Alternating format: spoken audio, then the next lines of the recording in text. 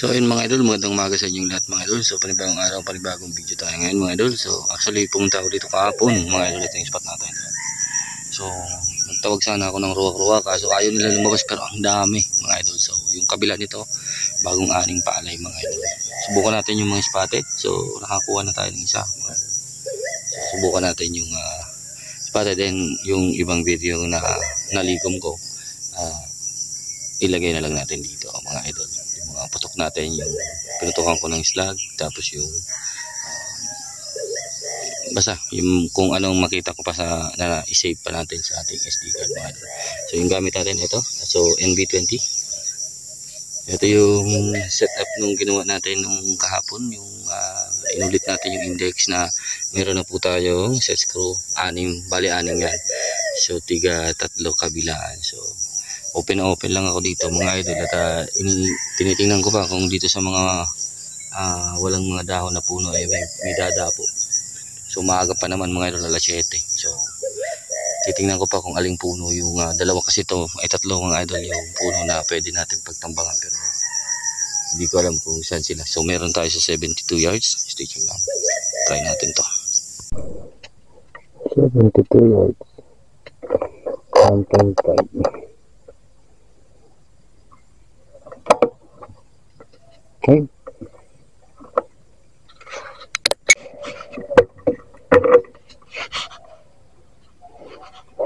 Years.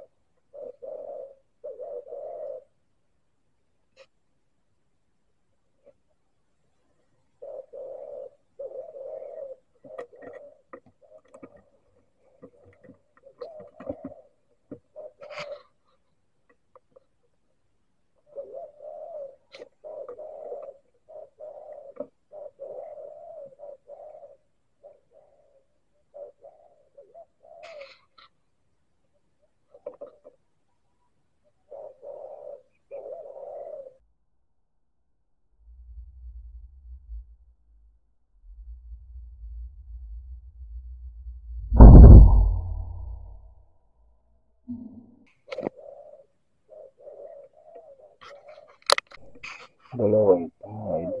Ito yung isa. Tapos nandito yung isa. Kaso ito walang backstop. Ito meron. Dito tayo.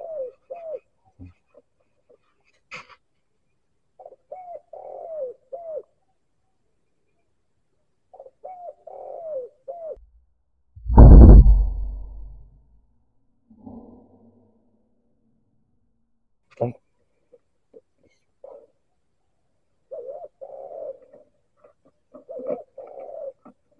Yung isa kasi hindi ko kita yung likuran ko. Baka may tao.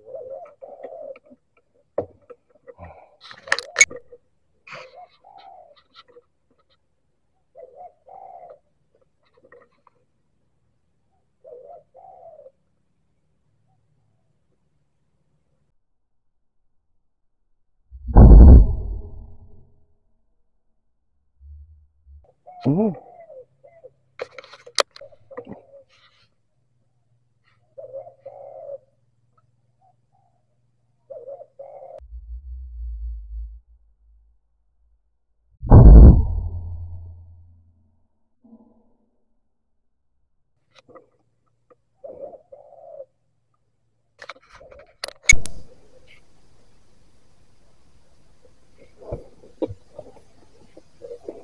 $82 yards.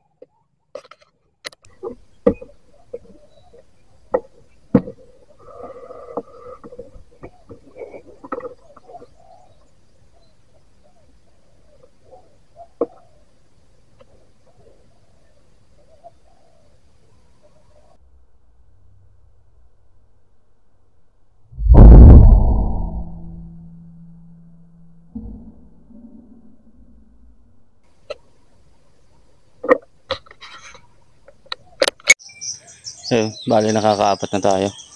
Ayan, kinuha na natin. Dito natin nabira. Nalaglag sa ilog. So umikot ako mga idol at ang dalang doon. Daming sumasagot pero ayaw. Dito naman, tingnan ko to. Yan o. Ang puno niya. Yan o. Meron naman, kaso hindi natin dala yung tripod. Bipod yung dala natin. Dapat talaga dinala ko yung tripod. Kung dala ko yung tripod, kaya natin dito bumirang kahit tapatan mga idol. Pag ganitong bipod hindi kaya, kailangan mo may distansya para may angulo ka. Sa kabila niyan siguro mga idol, mga 500 meters may mga bahay-bahay na dyan. So yung iingatan natin yung lipad na papunta doon. Although binabaan ko yung velocity talaga nito kasi pag dito ako nag-hunt mga idol, mababa lang yung velocity na gamit ko gawa ng hindi ko masyado nakikita yung nasa paligid ko. So mas gusto ko na hindi na siya lalayo. So sinubukan ko din ito mga idol, ibira sa 80 sa yero. So hindi na po siya pumapasok sa yero. Nagkakaroon lang yung lamat ng yero. 900 feet per second yan mga idol. So parang nawawala lang yung pinta ng yero. So okay na yun. Ngayon mga idol, stay tuned lang at try ko kung may mapwesto na ako dito. Tawagin natin dito banda kasi dalawang puno ito, itong areang ito tsaka yung dinaanan ko merong walang dahon. So try ko ulit magtawag, subukan ko mga idol, madagdagan yung apat natin.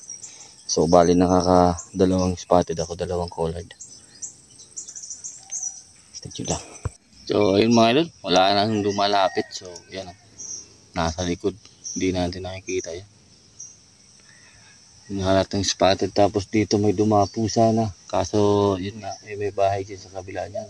Yung angle natin pataas, so pakabutin. So dito yung pinili kong spot. Ayan, yung babagsakan nito mga idol, makahoy or masukal din na part sa yung dadaanan ng projectile natin dito mga idol. Siguro mga 500 to 700 meters mga idol, masukal yan. Tapos may palayan, so halos safe naman tayo. Hindi naman tayo aabot dito ng mga 300 meters kaso pag ganitong angle natin, so wala nang walang power na, so bilis na yan mag drop. Kaso syempre hindi natin alam kasi yung paligid, lalo na sa palayan mga idol, hindi natin alam kung syempre may tao. Kaya ito yung pinili ko. Dito naman sana pwede din. Pwede ko sanang birahin doon kanina. Meron isa. Wala. So yun lang nakuha natin mga idol. 4. Mainit na. Alas 9 na. Uwi na ako mga idol. Wala kasi talaga dito. Lagay ko na doon sa kabila mga idol. Malawak kasi itong palayan. So hindi ko alam kung ilang hectares ito mga idol. Baka kaya nito mga idol 1 kilometer sa haba ng palayan na to. Kasi dito nasa gitna pa lang ako. Doon mayroon pa hanggang doon sa doon. Tapos eto mga idol, ang layo pa niyan doon.